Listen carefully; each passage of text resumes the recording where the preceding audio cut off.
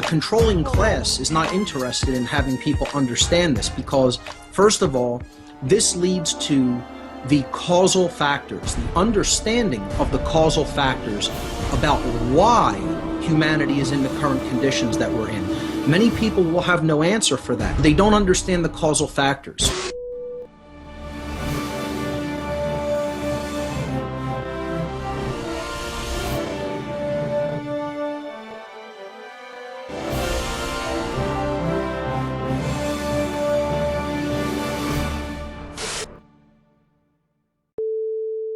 I'm Alan Watt, and this is Cutting Through the Matrix on the 17th of March, 2019.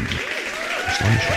But that's what you get in times of global warming, you see, and longer and longer winters, apparently.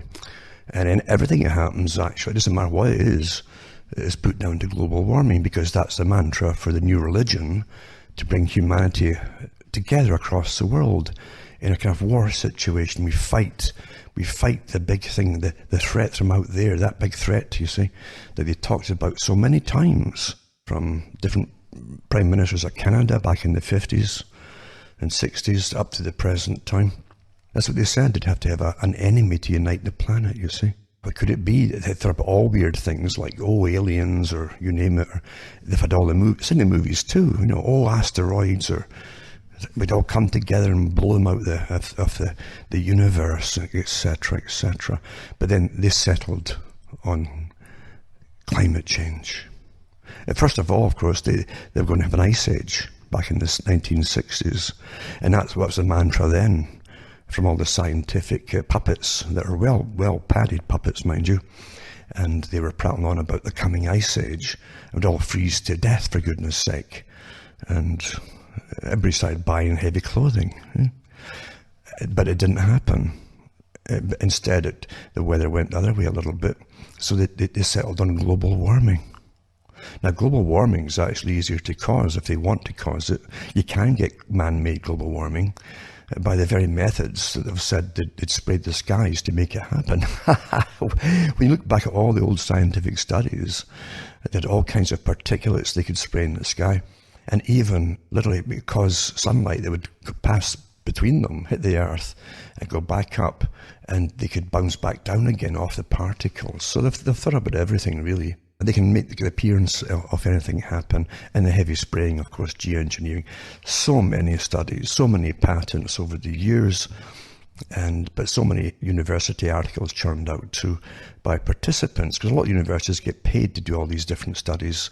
In fact, most folk make any decent money at all today in the new perfect Soviet capitalist system. It really is off the public trough, isn't it? That's where the money is. We pay for everything. We pay for private businesses, big corporations, that is. Not small business, but big corporations. We pay for their setups, etc., big factories and all that. So it's called public-private partnerships. The private corporations own the big businesses once we've paid and built them all for them, all their infrastructure. So it's quite a system we live in, really. It's so amazing, really. I guess it's true. I mean, you got to congratulate people who noticed that the right kind of terminology and scientific technique applied to particular areas. And mind you, it's not that hard if you get total command of all media and education.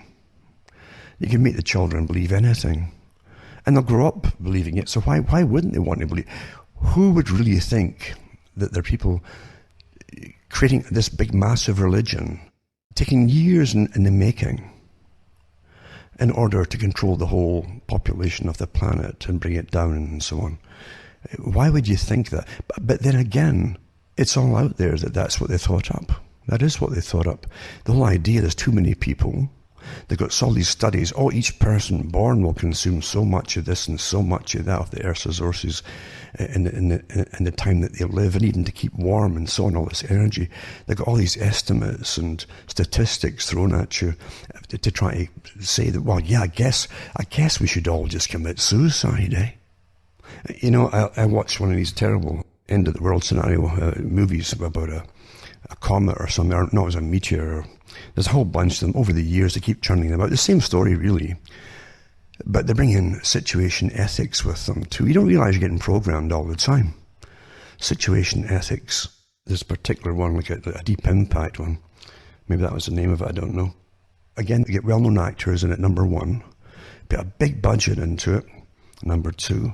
Then the scientists warning everybody, you know, what we have to do, yada, yada, yada. And all the authorities go into action. Everybody must believe that the world's going to end. But at the end, they get a kind of lotto for the general population. They've already picked, you know, a few thousand of the scientific types, the really educated types they'll need to run a survival system underground, under the ground. And a lotto for the ones that are left. And of course, anybody over 50 in the movie version, you're about the picture anyway, unless you were a scientist and important. But anybody over 50, or anybody really with medical illnesses or anything, well, you would just be expendable. You'd have to go up there and get a bottle of scotch and get sozzled as it comes in. And that was it. But that's the situation ethics. And you're being trained all the time through entertainment. Entertainment is never static in propagandizing different agendas that you're living through today. And in fact, you probably, if you're about 30, you've had it, a real heavy indoctrination from day one in the classroom. We got to remember how many politicians over the last 50 years or more came out with the same statement about threats from outside, and we'd all come together and the whole, as a unitary planet, basically, to fight some enemy, a common enemy. And then you find Ronald Reagan, too, took up the cry, oh, if there was a threat from outer space, from out there, we'd all have to come together and use our resources and our initiative and our intelligence and be basically one to fight it off. And then you get peace, too, of course. But what we're really talking about is how do you get the public to give up all their rights and freedoms in a wartime situation? Because war, you accept it readily. You're going to get protected, and if you're all at risk, so leave it to experts to rule it all. And it's the military at that time to run the system while you go through this war. That's what you do. Henry Kissinger said the same thing too, that if some threat hit, say, California, then the people would welcome UN troops in for food, etc., to keep the peace and to manage some big disaster, wherever it happened to be, he said, and people would give up all their rights and freedoms because of fear of starvation or whatever else that they needed to at the time. And he gave that speech as well. So it's well known from those who sit up at the planning stages of war strategy, what can be used to get the public together for other agendas, for the real agenda. The real agenda is, and Kissinger was a part of that too, was overpopulation. You go way back, you'll find the same thing with the two Huxleys, the brothers, and even before them, you had their granddad, Thomas, Huxley. He really was Darwin's bulldog, as they call it. And you find that they were always prattling about overpopulation of the wrong people, right down to way back even further from the days of Thomas Malthus. They had taken the idea from another philosopher, actually, not an economist, but a philosopher, because the idea has always been there. You got to understand history. History has horror shows if you really open the real books, and there really are real books. There are real archives that certain professors will admit to. Not everyone gets access to them. In the Middle Ages, a natural thing that they did was to occasionally, if they thought there was too many people, or if they heard, because you always have what we call in Britain or Scotland, clype. You get a clype. A clype is somebody that'll be all pally with you, lives amongst you. You think it's one of you, and they go off to the boss man, the baron, or whoever it happens to be, and says that people are getting restless, or they claim that there's not enough food being left for them. You're taking all the food off them that they grow. They're getting restless. So there's always, a particular number of peasantry that they might not control. And they had advisors, good advisors, just like they always do in all ages. They would decide to basically starve certain folk off. Or if the plague was coming in, they'd simply burn down their houses. The winter would come and they'd freeze to death. They'd have no food and they'd starve. That's how they'd reduce populations. And they talked about it quite candidly. This idea of the nice society is a pretty recent figment of imagination put upon the public, again, through the new education and the new propaganda, which is that uses electronics, radio, television, to the present day, all different gadgets and gimmicks. But the fact is, beforehand, it wasn't quite as easy to control the public. And I've given talks before, and how even London had thousands of spies all through it, in say the 19th century, for instance, probably in the 20th century. But literally, they on a kind of contract basis, who lived amongst the people, walked amongst them, lived in different streets, and they put in reports every so often, and the reports went up and up and up to those who managed the big city and the government. And they would find out all different factions that they were complaining about different things, so they could stave them off and stop it from happening, basically. Today, of course, we're all monitored. It's much easier, but we're monitored for our safety. It's called terrorism, you see. And so, with anybody being a potential terrorist, you could be one tomorrow. You might wake up as one, like a disease, you know. You might wake up tonight as a vampire, you see. But that's what they've sold you, is the reason for giving up all your rights and freedoms. It's astonishing. It can take centuries and centuries of combative roles and wars and mass slaughters of the peasantry, who rise again, hopefully in another age, to demand their rights again. But it took forever to get these rights of privacy. And just with a few free, if you take 2 of these and 1 of that, and let us snoop into this and that, then it'll be cheaper, etc. And away they go. That's all they should have done. You wouldn't have needed all those spies, fill up what you're doing this week in this bit of paper and hand it to the boss man. It's quite astonishing, isn't it, how conned we are. But you see, society runs on connology, the art of conning people. And that's a really, really high degree, if you get one, in connology. And believe you me, they hire lots of good con men out there, and women. But the guys are, I must say, they're a bit more practice at it, you see. Children are good at it, Children are natural good con people. Did you spill that milk on that table? No, I didn't. As I stand there with the glass here, and it's right in front of them, and it's all over the place. Or he did it, or whatever, or the puppy did it, But it's the same thing as Eve, the devil made her do it. Same thing. So your owners, you see you as a wild beast, and so they've got to train you to be subservient. And to be subservient, you must have something in common with other people. And what you have is survival. You like to survive. It's quite nice, actually. And if you can survive and eat and keep warm in cold climates, it's pleasant to survive. You can go through hard times too, but some days are quite nice. And that's really how it is, you see. So they go through all this trouble to convince us that we're the problem. So the Club of Rome, just like the prime ministers and all the rest of them before me, way back to Malthus, says, and there's too much of you see, the general peasantry. You might think you're middle class at the bottom, but you're not. Julian Huxley was quite adamant about the people who thought they would get in to be saved and to procreate their own genes in the future. He says, how mistaken they will be. There you go. So if you help them, you might get financially be better off at the moment, but eventually it'll hit you too. So depopulation was always a problem, just going all the way back to the Middle Ages and before. And it was quite natural at times too for nobility to get a group together and just go slaughtering peasantry. There's no laws against it, you see. Petitions could be handed into kings and queens and all that. And sometimes when they're handed, like it happened in England once, the peasants handed a petition into the king, and he rode out and had a little chat with them.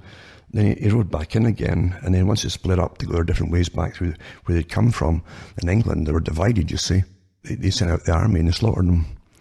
So just to teach them, because obviously if the king says, oh, you're quite right, you really do need a bit of bread extra, maybe a loaf for amongst the 10 of you once a week, And if you get that, you see, you might want more, right? Well, where would that lead, eh? Less profit for the king and all the feudal overlords, etc. They can't have that, can they? So anyway, that's really what's always been a problem with those who rule. It's to do with rulership. And don't ever think that you're living in a better time. You're better controlled today by the leadership that are scientifically trained in techniques. The long study of techniques that use, as I say, incredibly well-documented testing on society and studying of society in all kinds of psychological and behavioral situations. It's so precise. And even more so now with instant and real-time studying of, are you copying the meme and chatting on the internet about blah, blah, blah, etc. in real time. They know exactly what works and what doesn't, and what will tweak you, what get the emotions going. And when the emotions get going, you forget logic, you see. And then you're at their mercy. So as I say, that's what the Club of Rome said. And in a beautiful way, rather than get aliens or like, they thought, well, humans believe. And I tell you, I've tested it out myself on people, even from one year to the next, just casual acquaintances and stuff.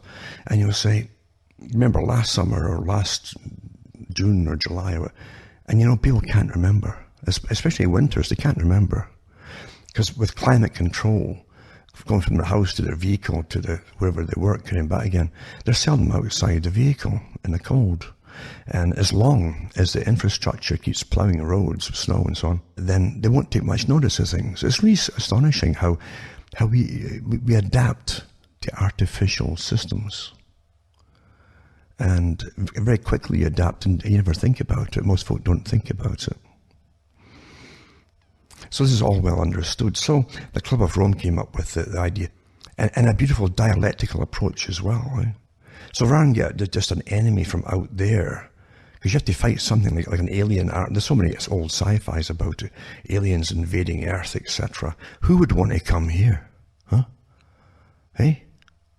So aliens invading Earth, and you get the humanity all coming together to fight the aliens to save us all. We all become brothers and sisters, and it's all utopia. That terrible word utopia that always is a horror show in reality. And we become one, right? But mind you, they don't give you a sequel to show you how it all divides as soon as somebody else takes your loaf of bread and run away over there with it. But that's the idea behind it. So they had an idea, the Club of Rome, that man would be the problem, not the enemy out there. No, man is the actual enemy. Isn't that wonderful dialectic? Huh? That's what's, I didn't realize I was the enemy. Oh my God, I didn't realize I was a bad person here. So really you end up fighting yourself. And so you'll pay taxes and carbon taxes, and you'll do what you're told by the commissars, the climate commissars, a new priesthood, you see, and they'll reduce the population as well. And you've already had children coming forth over the last few years asking to be sterilized to save the planet. That's their indoctrination at school, you see. And it can work. You can train them to do anything and believe anything with enough well-placed propaganda under the guise of education or whatever you want to call it. And so therefore, it's that's what they hit upon. But isn't that wonderful? I mean, right up that, we have to fight that. We're fighting ourselves. Isn't that wonderful? Isn't that great? It really, you got to hand it to them, eh? They know their stuff, don't they? Because the whole problem has always been, how do you get them to give up their rights and be managed by science? That's what socialism is all about. A world run in a super Sovietized system of scientists and professionals. And you'll do what you're told. You might not even get born. They might not need you to be born. In fact, they've said that to the Georgia grindstones. Oh, take the population way down. We don't need all these people. But isn't it wonderful that they get a good chunk of the population living off our tax money and training us, who pay them all, so that they can brainwash us and manage us like animals. Isn't that wonderful? And we accept it without question. But mind you, if you get them young enough, there's nothing they will not accept. Russell said it better than Russell said it, because he had an experimental school way back to try different things on the children, you see. He wasn't the only one. Other countries did it too. And it really, he said, you make children believe that snow is black. And you persuade them to do anything if you use the right technique he's talking about.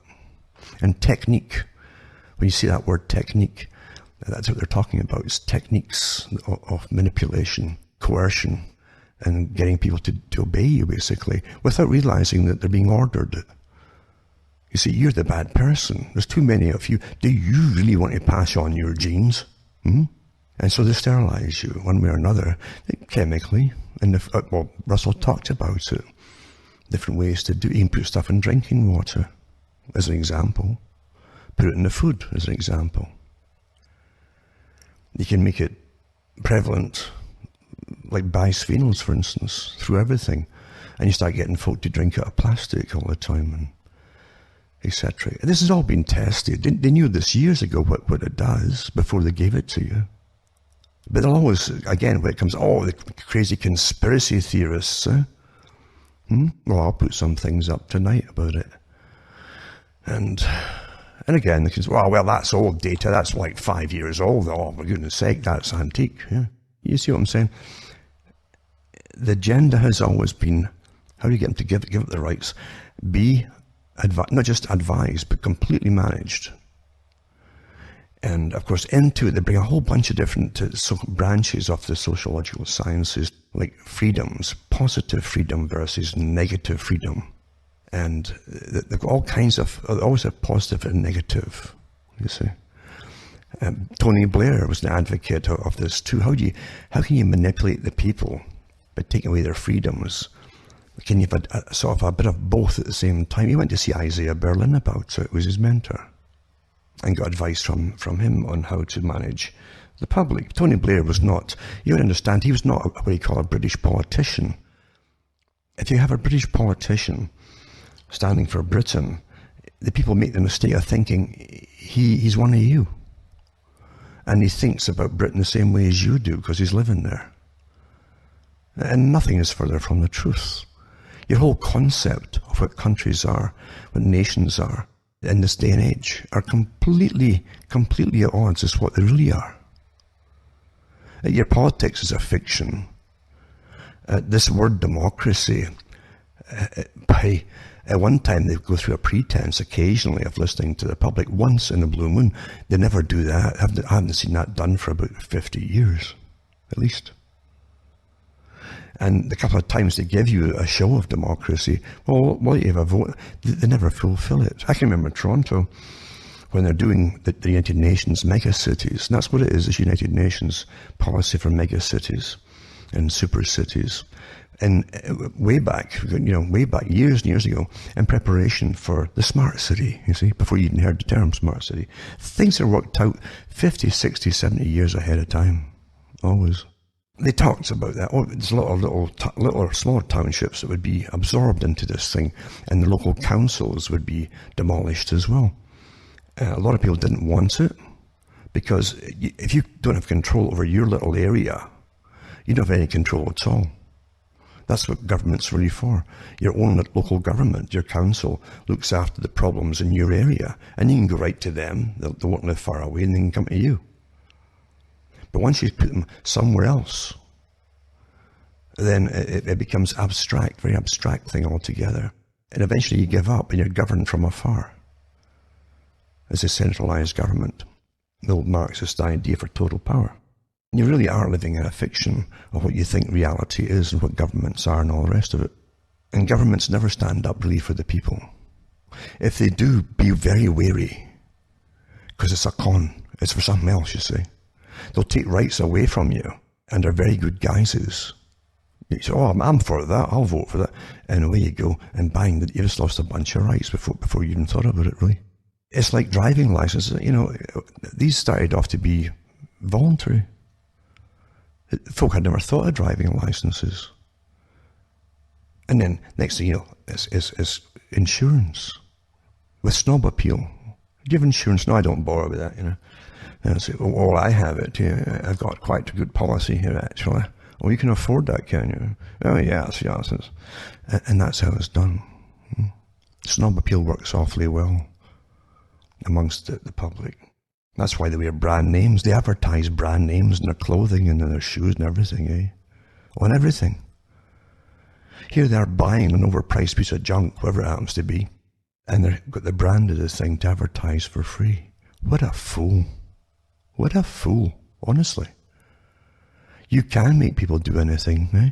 At one time, they used to hire billboard guys. You see it in old movies, signage boards, and a sign on the front and the back to advertise a cafe or something.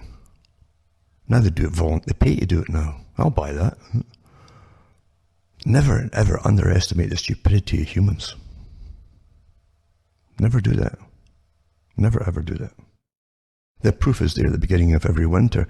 Go to your favourite, if you're at a cafe somewhere in a town or a city, go there about 6 p.m. or maybe 5 p.m. as they're all coming from work, and watch them try to stop when the first little snowfall they've had. It can be an inch or two of snow, and you'll see them flying along and they can't stop and so on, because they go in the same speed as they always go. The white stuff everywhere doesn't seem to compute. People are, but we are, honestly. We're pretty awful. That's domestication, you see. Look at all the stories about animals and talk about sheep, and how they just panic and they bolt in one direction like a school of fish. If there's one out in front, they'll all follow it. But that's what happens. And you see, animals that you're going to consume or whatever are bred to be domesticated, subservient, basically, obedient. Their wildness, their natural instinct is taken out of them, bred out of them. Actually bred out of them. Now, in this day and age, mind you, where they can literally induce sterilization through various means, including chemical, you start thinking about things, eh? Start thinking. Because maybe we're not as swift up top here as we like to think we are. I've read the articles over the years, out loud in fact, to do with even the UN studies, the WHO and so on, and different departments for education, talking about the IQ dropping points here. Things like that don't happen by themselves. Doesn't happen by itself. It's an innate thing in you, but it's dropping. And we don't seem to worry about it. Maybe it's because it's gone past the point their intellect can't grasp it, and we just give up. Oh well, so what? So there you go, eh? It does work, doesn't it? Let's look back at one of these articles here to do with something you're probably fed up hearing, because you've heard so many disputes about it, and so many, conspiracy nutcases, etc., etc., etc., on the studies done about it. And it's to do with fluoride, for instance, something that so many folk consume. And don't forget, go into the history of fluoride. And for instance, in the Americas here, there's a scientist or a dentist who literally lauded it. I'm sure he was well paid and paid for it, to push it at one point. He read all the studies, and later on he came out against it and said that he was deceived, etc., etc. But they went through the problems that it causes, not just in your bones, and it does cause problems in bones and your teeth. You'll see little specks where it'll accumulate in the teeth, etc. You've got to go into the history of it, and the countries that dosed their public with it, or even countries they conquered with it, and put it in because it made people more passive. Think about it. Now let's do one of the many, many studies that are professionally done by scientists. And this particular one is from India, and it's from the Medical and Allied Sciences, is the name of the journal actually for India. And its original title was Neurodegenerative Changes in Different Regions of Brain, Spinal Cord and Sciatic Nerve of Rats Treated with Sodium Fluoride. It's got the participants here, and they were from the Department of Zoology, University College of Sciences, Osmania University, Hyderabad, and Andhra Pradesh, India. And they go into the abstract here. This is 2011, I think it was. And fluoride is known to cross the blood-brain barrier and alter the structure and function of neural tissue. And there's a reason you got that blood-brain barrier, for many reasons actually. But so fluoride goes across it without problem. There are few authoritative reports on neurodegenerative changes in the hippocampus, neocortex, cerebellum, spinal cord and sciatic nerve and fluoride intoxication. We report the alterations in the structure of neuronal tissue after chronic administration of sodium fluoride for 60 days to rats. And they had their control groups, two groups, you see. 12 male Wistar rats were divided equally into two groups. One group received 20 parts per million of sodium fluoride, and the other group, which served as a control, received tap water for 60 days. And this is what they found. This is a properly. Don't forget to dissect every single part, little tiny slices of the animal afterwards, as they do with people too, by the way, for the folk who think it's just done with animals. But they understand all this stuff. But anyway, it goes through amazing tests of tissue tests and so on, and chemical tests. Anyway, it says the body weights and organic somatic index of brain in the sodium fluoride treated animals were significantly reduced relative to the control group. And so actually the organic, the brain and so on, becomes lighter. Tissue fluoride levels of hippocampus, neocortex, cerebellum, spinal cord and synaptic nerve all increase significantly in fluoride-treated rats. Electron microscopy of the hippocampus, neocortex, cerebellum, spinal cord and synaptic nerve showed neurodegenerative changes in the fluoride-treated group compared to controls. Axon deterioration, that's your nerve sheet around into your nerves and so on. And myelin sheath that protects the actual little dendrils that come out of the nerve itself. And degeneration and dark cells with scanty cytoplasm were observed in spinal cord and sciatic nerve in the treated group. Other distinctive morphological alterations observed were vacuolated swollen mitochondria in neocortex, hippocampus and cerebellum, and myelinated fibers with breaks in continuity. You'll actually find these, isn't it interesting too? You'll find a lot of this with the effects in the mitochondria, with multiple sclerosis, for example, and all hardened too. But they're actually cracking in the sheath that protects things of the nerves, and with myelin splitting in vacuolated Schwann cell within cerebellum and sciatic nerve, respectively, etc., etc. Anyway, this is quite a good report, one of many, I'm sure. And there's no mystery in this, is what I'm saying. This is the stuff that's in your drinking water to help you. Do you understand that this term, to help you, is used as a horror show? Don't ever forget that. It's always used. Or it's necessary to take rights away, or it's necessary to do that to make your teeth better. Necessity, that word. Believe you, that's always used. It's necessary to take all your rights away from you and make you live in your overcrowded cities because of global warming and sustainability. It's necessary. It's necessary to sterilize you because there's too many of you.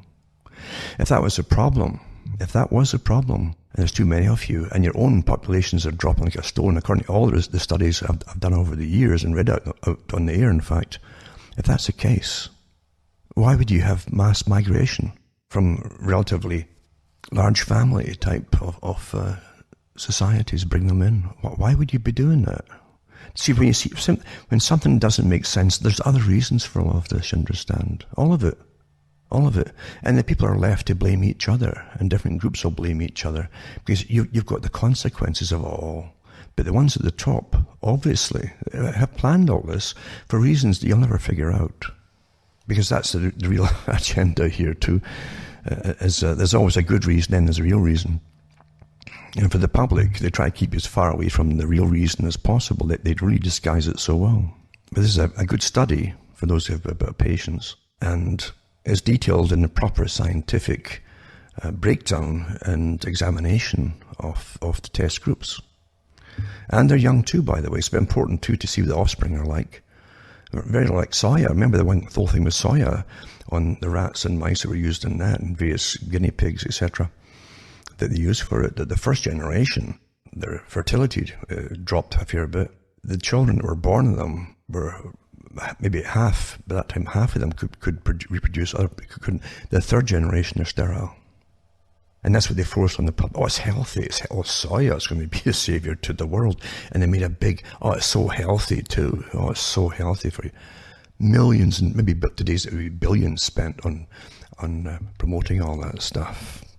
So anyway, in a study here with the fluoride, they go into, it really is, you can actually put it together with people about the problems, the mitochondria and so on, and nuclear membrane and cell shrinkage of the brain are observed in in the kidney cells of young pigs treated with fluoride.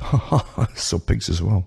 And molecular basis of fluoride action is mainly concerned with cellular enzymes, especially antioxidant enzymes.